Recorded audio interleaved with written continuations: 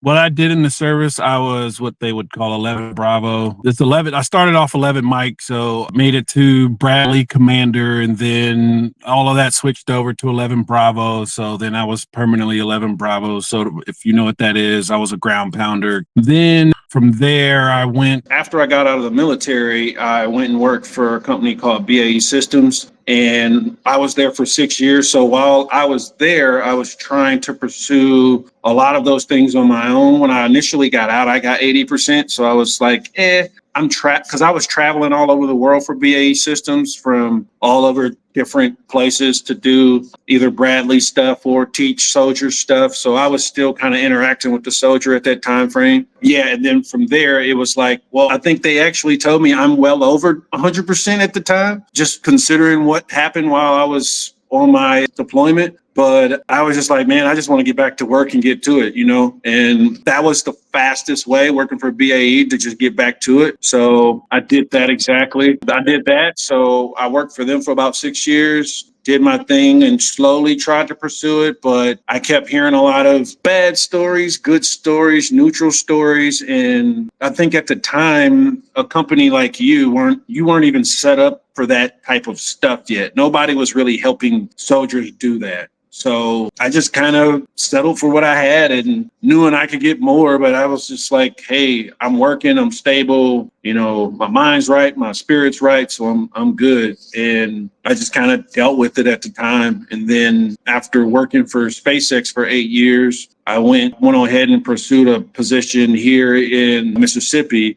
for a company called Relativity Space. And then from there, I met a few other guys that were like, hey, man, like, yours is legit, bro. You should just keep going. And I was like, yeah, I ain't got time for that. I'm going to just work. And then I moved company after a year, which now I work for Rocket Lab. A guy that I met here was like, hey, man, your case sounds way better than mine. So why don't you just look into it? And then I finally looked into it, and here we are. Oh, it felt good, man. My wife is also a veteran. So I told her how easy my process was. And she was like, you think I should look into it? I was like, look into it. I know you. She kind of got out she did have a foot injury in the military, and it caused her foot to have an issue, and then she actually got surgery in the military. And you know how it goes. They took care of it, but didn't take care of it. And she got out, and they basically said, well, because your foot's messed up, we're going to put you out on a severance pay. So they gave her severance pay, and that's kind of, and she's still dealing with that issue. But,